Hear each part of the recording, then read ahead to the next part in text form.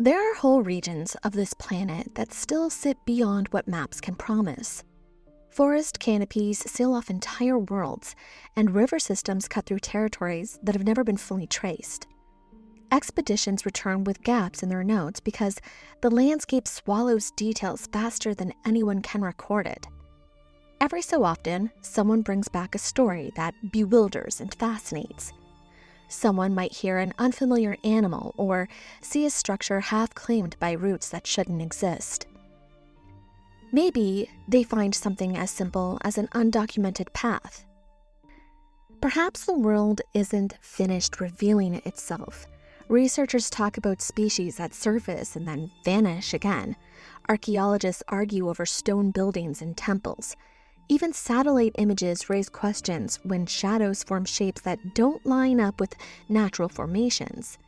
The more technology advances, the more it exposes pockets of the world that we don't understand.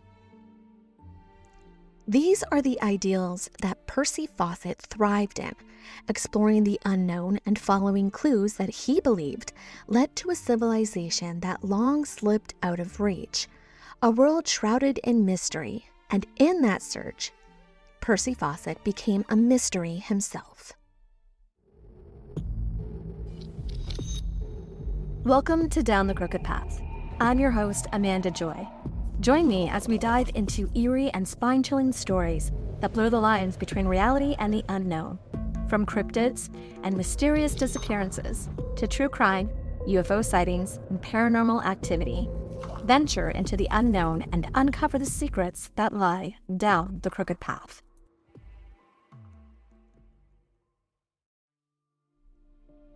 Modern society owes a great deal of thanks to the societies that came before us. Mesopotamian astronomers tracked the movements of the sun, the moon, and the planets with enough precision to create the earliest versions of the zodiac. The Indus Valley left standardized weights and measurements that show a consistent system used across multiple settlements.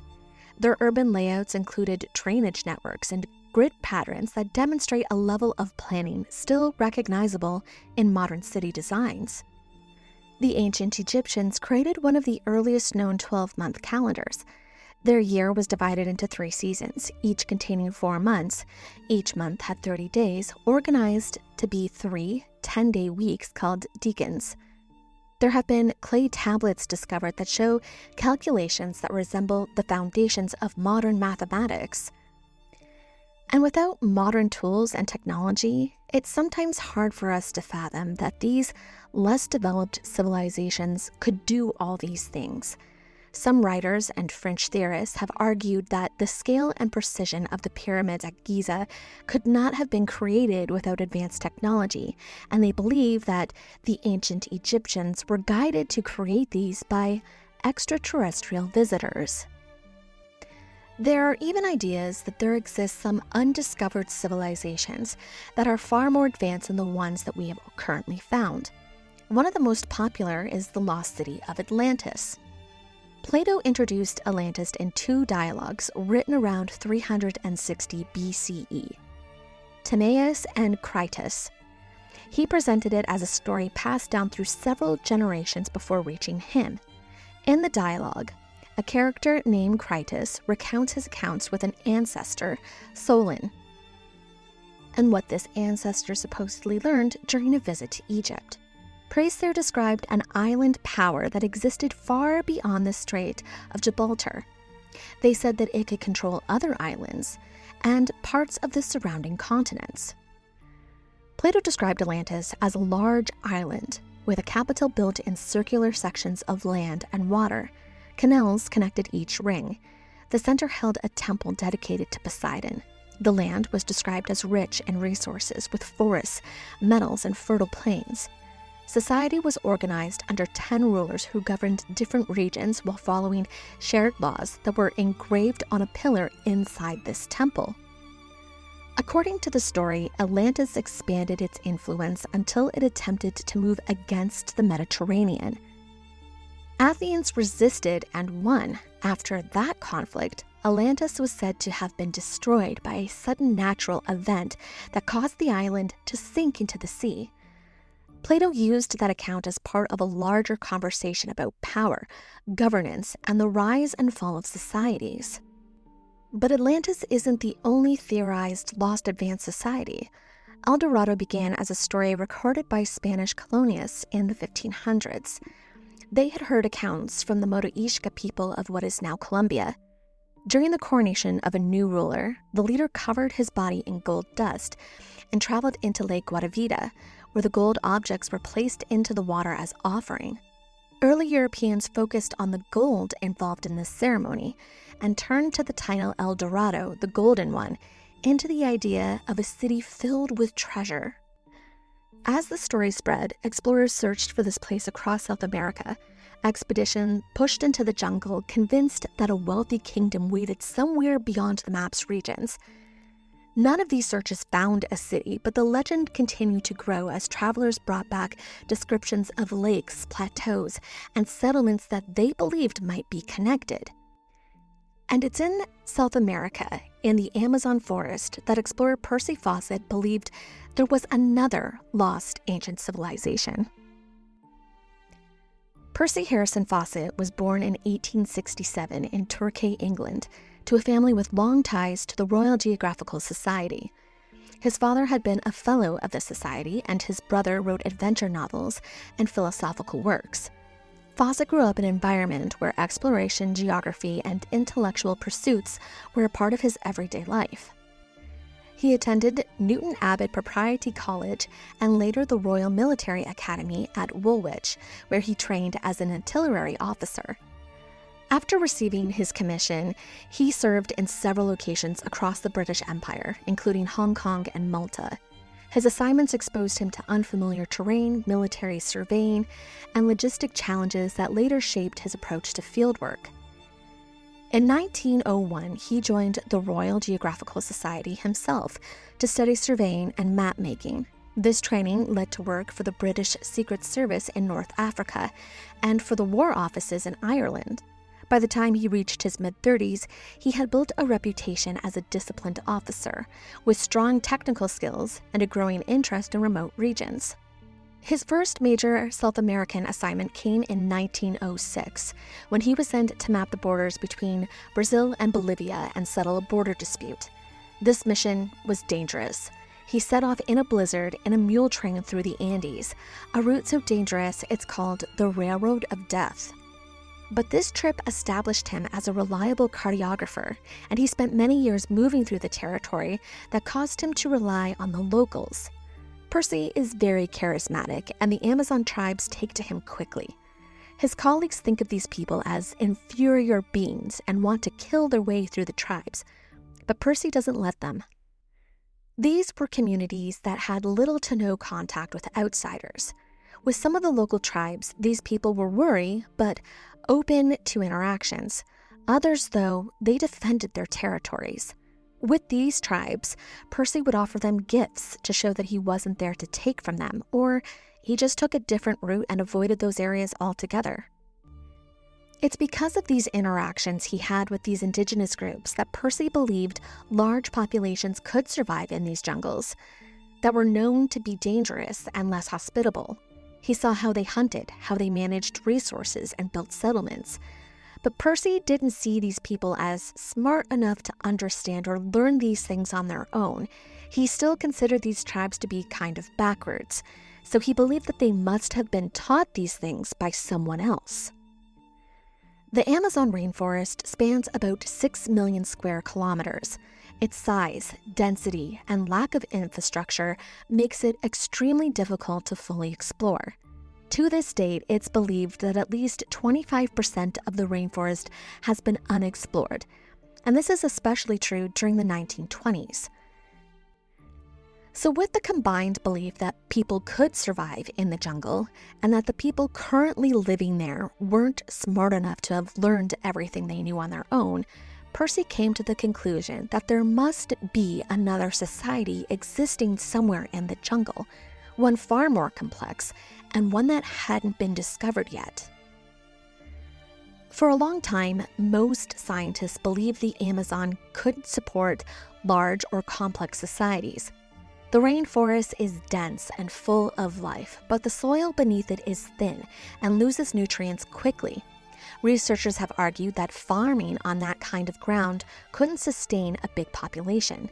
They believe any group living there would need to stay small and move often to avoid exhausting the land and to stay safe from predators. One day, Percy comes across this document in the National Library of Brazil called Manuscript 512. It's a 10-page document dating back to around the 1750s, and it was discovered in 1839. In it, the manuscript describes a lost stone city that's deep inside the Amazon rainforest. It's an account of Portuguese banderites who spent years searching for silver mines, and during their search, they find these remains of a large stone settlement. Apparently, this society had wide paved streets and multi-story buildings with arches, reliefs, and statues. The architecture was said to be similar to ancient Greece or Rome. Now, we don't know where this manuscript came from, and its accuracy has been widely debated among historians. But for Percy, this was proof about his theories on the Amazon forest and the people who lived there. What's more is there are tons of missionaries that claim some of the locals talk about a lost city somewhere in the forest. And along his searches of these areas, he's uncovered some artifacts, like bits of pottery that he thinks could lead to a bigger discovery. And he believes that this city belongs to an ancient civilization which he calls Zed, and refers to the city as the Lost City of Zed. And he's not the first explorer to believe that there's a lost city somewhere in these jungles. For centuries before him, explorers have been chasing their own versions of a hidden city somewhere deep in the jungle. When the Spanish reached the northern South America in the 1500s, they had heard stories about a leader who had covered himself in gold dust during a ritual. The story spread fast, and it didn't take long before it turned into claims about a city filled with gold. Expeditions pushed into the Andes and the lowlands looking for it. Some men died from disease, others disappeared into the jungle, but none of them found a city. Yet those stories kept circulating. By the time Percy began his work, early explorers had already left behind journals, maps, and reports describing settlements that they believed existed somewhere beyond the areas that they had currently reached. Those accounts varied in detail, but they all pointed to the same idea. Something was out there, and no one had been able to reach it. After years of surveying the Amazon for the Royal Geographical Society, Percy has earned enough trust with them that when he asks to return in 1920 to search for a city he believes is out there, they don't hesitate. Now, Percy doesn't think that there's a city made out of gold there, but he does think that there is something out there. Maple syrup and being polite. I'm Valerie, host of Canadian Creepies, the podcast that digs up stories polite history would rather forget. Cold cases that never found justice, haunted places that refuse to stay quiet, and folklore with a dark side you've probably never heard. If true crime, paranormal mysteries, and unsettling Canadian history are your thing, you'll want to tune in. New episodes every week wherever you get your podcasts. Canadian Creepies, exploring and exposing the shadows of the true north. The expedition is approved, and Brazil officials supported it as well. And whatever wasn't covered financially, Percy helped cover the costs for. He kept the team small, men that he had worked with before, and also men who understood what it meant to follow him into the jungle and the dangers that came with it.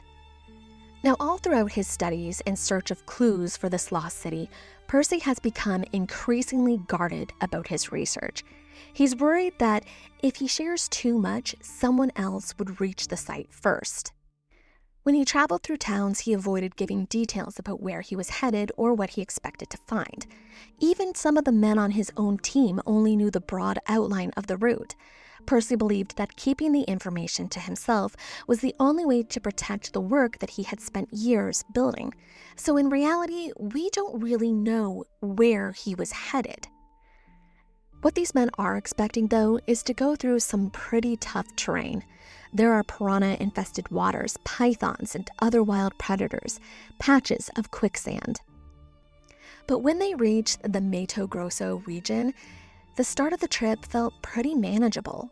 The river was calm, the weather was steady, and the men were all in good spirits, but that didn't last for long.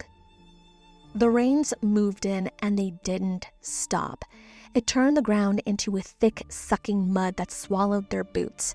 Insects were everywhere, mosquitoes, ants, botflies, biting through clothing that was already starting to rot from the constant damp. The heat was so intense that a few of the men started seeing things that weren't there. Their supplies weren't holding up either. Food spoiled faster than they planned for. Water was everywhere, but not all of it was safe to drink without boiling, and they couldn't keep fires going long enough to make it reliable. Dehydration set in. One of the men even develops a fever that doesn't break no matter what they try. But Percy doesn't slow down. If anything, the conditions have made him more determined. He believed they were close enough that turning back now would mean everything they endured was for nothing. So he pushes them forward, and the men follow even though their bodies are giving out. Along the riverbank, they found some pottery fragments, a few shaped stones that looked like they could be tools, but nothing definitive, nothing that proved the lost city existed. But enough for Percy to convince himself that they were on the right path. The rest of the team didn't see it that way. They were sick, exhausted, and running out of supplies. Morale collapsed. Even their guides, the people who knew the forest better than anyone, told them it was time to turn back. Whatever lay ahead wasn't worth the risk. They had barely made any progress, but a disappointed Percy and his tired and sick team turned back. The Royal Geographical Society was also disappointed. Percy didn't return with the groundbreaking discoveries he had promised. Nothing he came back with was worthy of publish. Most explorers would have stopped there, but not Percy. He convinced himself that the only reason they hadn't reached the city was because the team had been too weak and the supplies too limited. He goes home to reconvene. Over the next few years, he works on securing funding for another expedition. This time, though, he wants more control. A smaller team would mean fewer people to slow him down. In April of 1925, at the age of 57, Percy sets out again. This time he brings along his son Jack and Jack's best friend, Riley Remmel. Jack was 21, smart, athletic, loyal to a fault. He had joined his father in the 1920 expedition into the Amazon jungle, and he believed in the search just as much as Percy did. Now, Riley didn't have any experience in the jungle, but Percy thought the two men would keep each other steady. Jack has also had a prophetic dream of all of them walking into this beautiful, ancient temple, and Percy is one who believes in prophecies. The officials in Brazil warn Percy that the route he has planned cuts through territory controlled by indigenous groups who don't welcome outsiders. But Percy doesn't agree with this. He thought he knew the tribes well enough there that he understood how to approach them safely. Percy also knows, however, that he can't go into the jungle with just the three men, so they hire a group of local guides to help. And that works fine at first, but Percy is so excited and so eager that he keeps outpacing the guides. One night, fueled by determination, Percy moves ahead of the rest of the group. He's so far ahead that the team loses track of him. They decide to set up camp for the night, hoping that Percy will return by nightfall, but he doesn't. Instead, in the morning, Percy and his horse finally return to the group, claiming that he was just so excited that he didn't notice how far ahead he had gotten, and he just ended up sleeping on the ground next to his horse. It's clear that he is so focused that he seems totally unaware of the danger around him. I mean, he slept out in the open with a tent where at any moment he could have been attacked by, say, a jaguar. They are starting to near some dangerous tribe territory, and Riley's foot has a wound that is starting to get infected. Even Jack is becoming irritable with everything, but Percy throws caution to the wind and he presses on. By late May of 1925, Percy, Jack, and Riley have been in the forest for weeks. The route has taken them deeper into the Mato Grosso than any of Percy's other earlier expeditions. Eventually, they reach a place Percy has called Dead Horse Camp. It's just outside of an area called the River of Death, and they're planning to enter that area. From here, Percy writes his wife Nina and tells her that they will reach a waterfall in about a week. His message is calm and confident. He even tells her that you need have no fear of failure. It's also here where Percy and the two men decide to part ways with their guide. After this letter, the group goes quiet. Weeks pass, then months with no new messages and no sightings reported. And at first, no one panics. Percy has a history of going dark for months and doesn't usually send updates unless necessary. But by the end of 1925, most people have started to grow worried. Soon the Brazilian officials organize small patrols to retrace the path towards Dead Horse Camp, and they find no signs of movement beyond that point. So they speak with some of the local communities. When questioned, the indigenous groups reported that 3 outsiders, with descriptions matching Percy, Jack, and Riley, had been seen passing through the territory near the Kalapalo. 3 white men, traveling lightly, were entering deeper into territory controlled by other groups, but that they hadn't been seen returning. The concern was that this group was fiercely protective of their land, and outsiders who entered the territory never returned. There were other reports claiming that a group of outsiders had been killed in the region around Xingu. The problem was that often these accounts were coming from secondhand sources and were being filtered through translators. So the details of what happened and how they were killed kept changing. Sometimes it was said that they were beheaded, and other times it was said that they had been shot.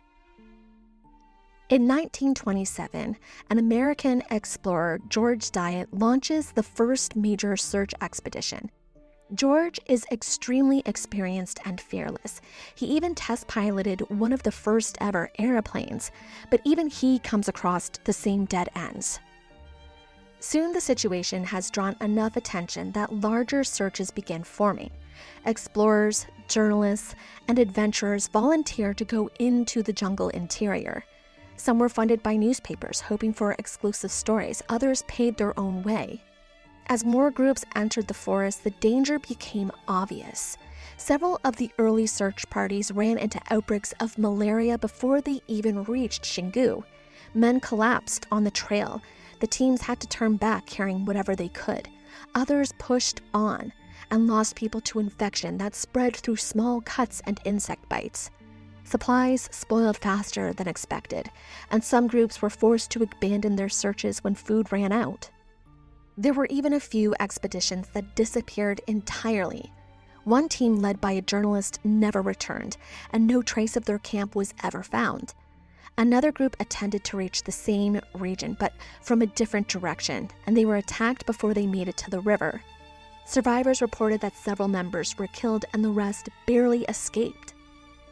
Over the years, the number of deaths has climbed. Each new expedition added more names to the list. By the time the searches slowed down, more than 100 people had died trying to find out what happened to Percy Fawcett and the 2 young men who had followed him into the jungle.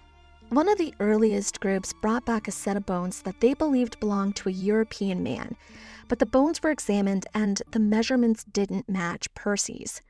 More remains surfaced as the decades went on. Some were found at old campsites, others were uncovered after a storm washed away sections of the riverbank. Every time the bones were tested and compared to what had been known about Percy, Jack, and Riley. Some turned out to be indigenous members, some belonged to earlier travelers, and a few were too damaged to identify, but none connected to the missing expedition. Nina, Percy's wife, never believed that he was dead.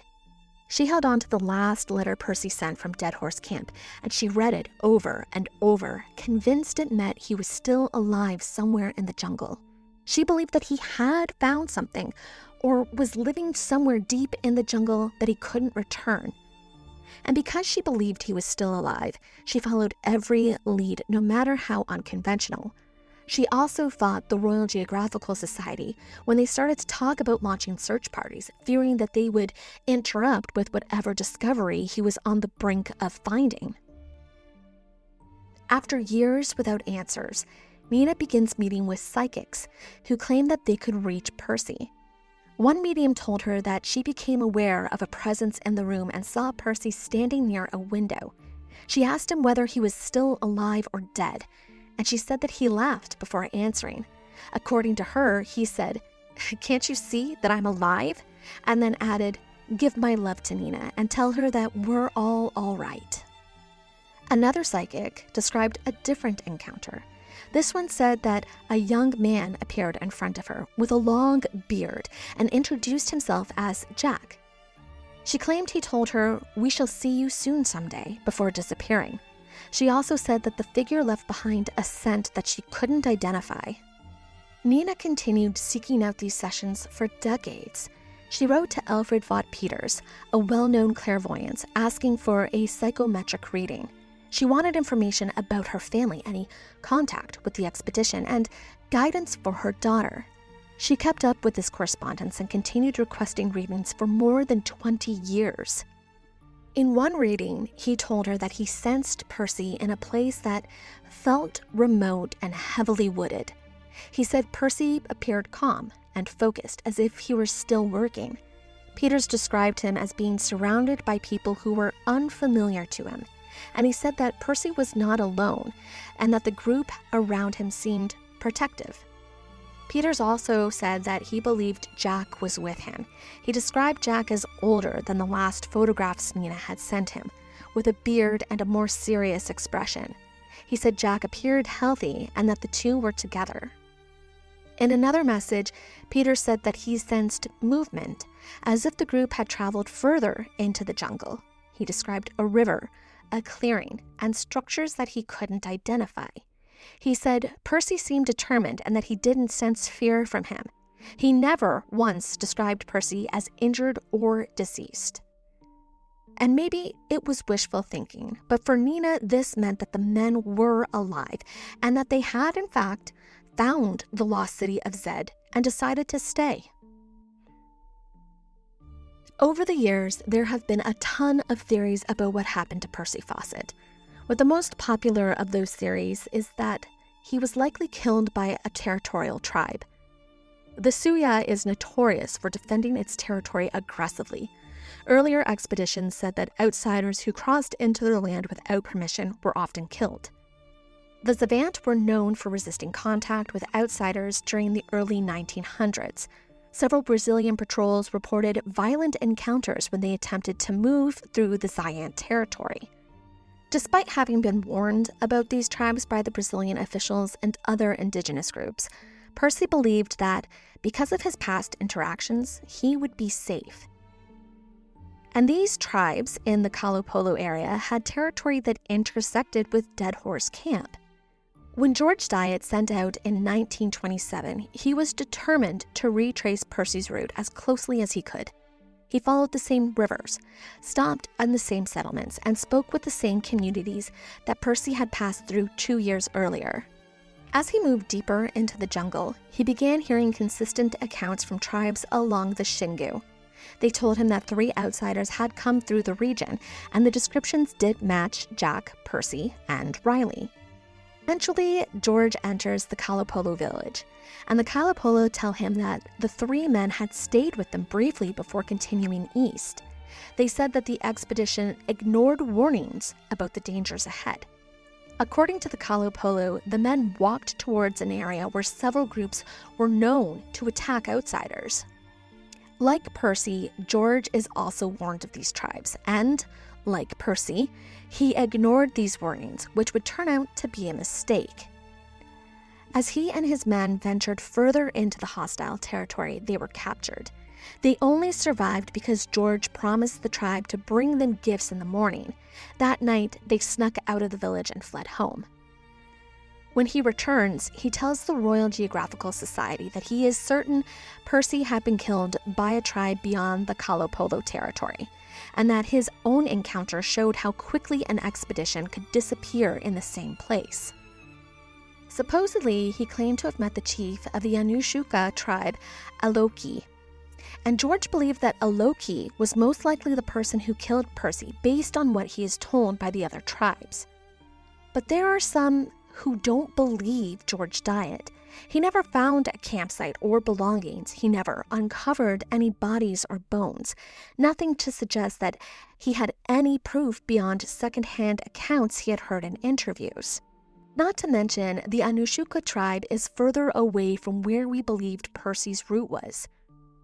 Later, in lectures and writings, George's retellings become more and more dramatic about the tribe's involvement, leading to a lot of people suspecting that he was lying to save face about his otherwise failed mission. In the 1950s, Orlando Villas-Boas was working with several indigenous communities in central Brazil. During one of his visits, members of the groups living near the Upper Xingu told him that 3 white men had entered their territories decades earlier. They said that these men ignored warnings and kept moving deeper into the forest. According to their account, a conflict broke out and the outsiders were killed. This group even produces a body that they say belongs to Percy, but there are some issues with the body. For one, Percy was 57 years old when he vanished, and these remains belonged to a man in his 20s or 30s. Percy was also tall, standing around 6 feet tall, and when measured, these bones were significantly shorter by almost 6 inches. The skull shape also didn't match. Anthropologists noted that the jawline and cranial proportions were off. And finally, the teeth didn't match Percy's military records. When the tribe is questioned about why they lied, they said they wanted to discourage other expeditions and keep people out of the jungle. Another theory leads into the idea of theosophy, a late 19th century spiritualist movement founded by Helena Blavatsky. In the early 1900s, groups connected to theosophy and other occult movements talked about something that they called White Lodge. They described it as a council of spiritually advanced beings who existed on a higher plane or in a hidden location. These figures were sometimes called ascended masters. Followers believed that they were perfected individuals who continued guiding humanity after their physical deaths. Helena said that her knowledge about these white lodges came from a group that she called the Masters of the Hidden Brotherhood, describing the White Lodge as a hierarchy of enlightened teachers who communicated through visions, psychic messages, and telepathic connections. Supporters of the idea say that the lodges operate out of sight, influencing world events and offering guidance to people that they believed were ready to receive it. They described the members as existing beyond ordinary human limitations, working together as a council rather than as individual spirits. Now, Percy is both a very smart guy, and he's also deeply influenced by theosophy, mysticism, and the idea that certain people could communicate with higher beings. He has read about these hidden masters who were believed to guide humanity from remote places, and he took those ideas seriously. He believed that there were spiritually advanced groups living far from the modern world, preserving knowledge that had survived from ancient civilizations. Some biographers say that when he talked about Zed, he wasn't describing a city in the usual sense.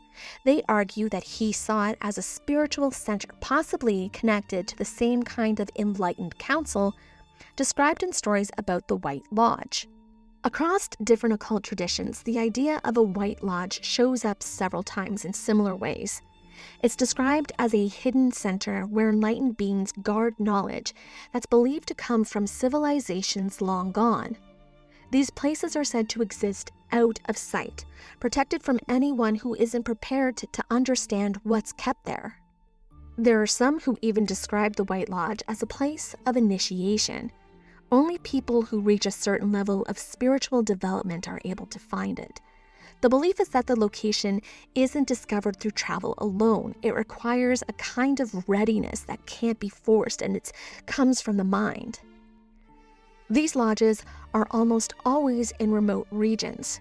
Writers have pointed to the Himalayas, the Andes, the Amazon, the Gobi Desert, even the pyramids in Egypt, as places where these beings are said to live.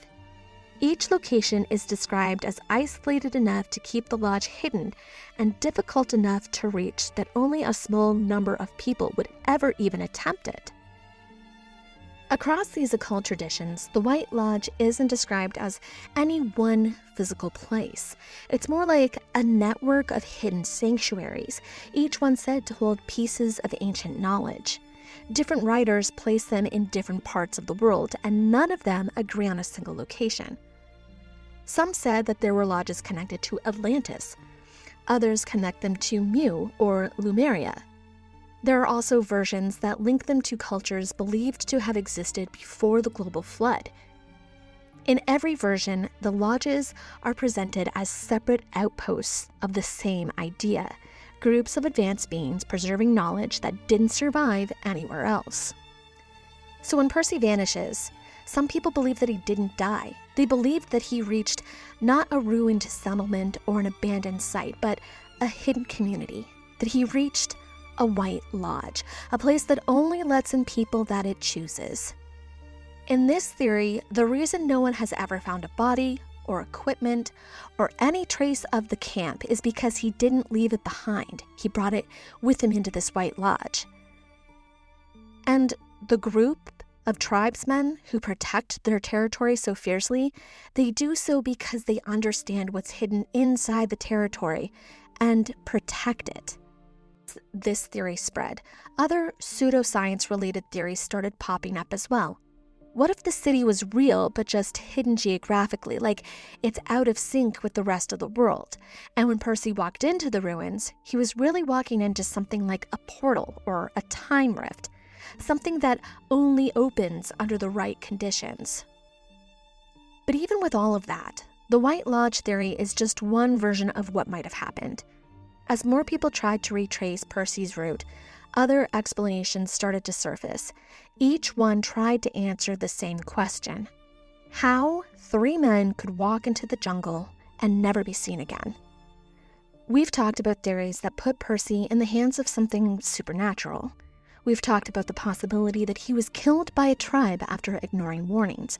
But there's also the chance that nothing dramatic happened at all.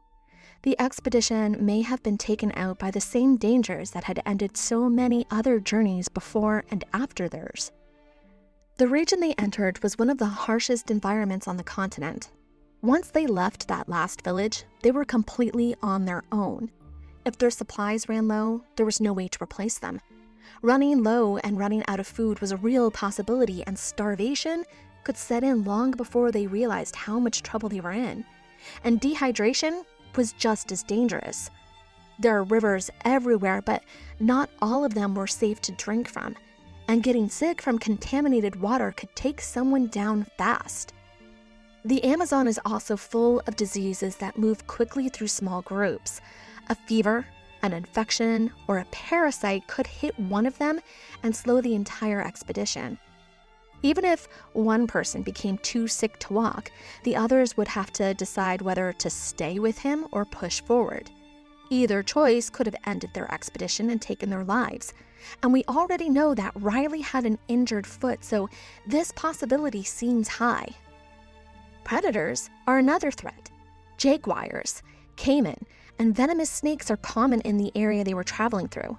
A single bite or attack could have been fatal, especially with no medical supplies or way to get help. Even without predators, the environment itself is dangerous.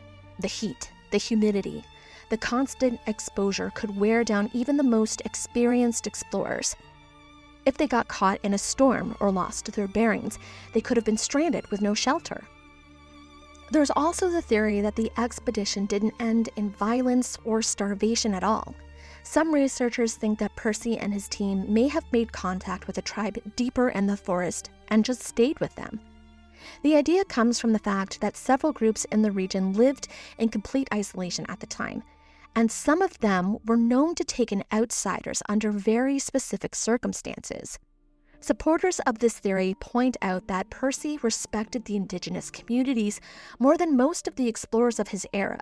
He learned their languages, followed their customs, and believed that they held knowledge of the outside world had lost. If he approached a group with that mindset, it's possible that they didn't see him as a threat. And maybe they did take him in if they were injured or sick, like Riley was. So maybe the expedition didn't disappear because something went wrong. It disappeared because they found a place where they were allowed to stay. The lack of remains or equipment becomes a part of this explanation. If they were absorbed into a community that didn't interact with outsiders, nothing from their camp would have been left behind for search parties to find. The men would have simply stepped into a different way of life, and once they did, there was no reason for them to return. But this theory, it seems like the least likely theory of all. If the men had been taken in by a tribe, why wouldn't someone just say so? A lot of the tribes in the area were interviewed by tons of people who were looking for the team, including Brazilian officials who were known to the tribes. And Percy and Jack still had to worry about Nina and their family at home waiting for them. Surely they wouldn't have just left them without word or warning. In the end, every theory about what happened to Percy Fawcett runs into the same problem. None of them can be proven. The Amazon never gave up a body, a campsite, or a single confirmed piece of evidence from the expedition. Search parties came back with stories, rumors, and secondhand accounts, but nothing that closed the case. And as the years passed, the mystery only grew. Each new lead pointed to a different direction, and every explanation left something unanswered. Maybe the men did die in the forest. Maybe they were taken in by a tribe and lived out their lives far away from the world they left behind. Maybe they reached something they believed was waiting for them. The truth is that no one knows. Percy walked into the jungle with 2 men and a plan he believed in completely. And after that, the trail ends. And more than a century later, it hasn't opened back up. Thank you for walking down this crooked path with me today. Keep following the questions that pull you forward, and let your curiosity take you deeper into the unknown. I'm Amanda Joy, and I'll meet you on the next path that we take together.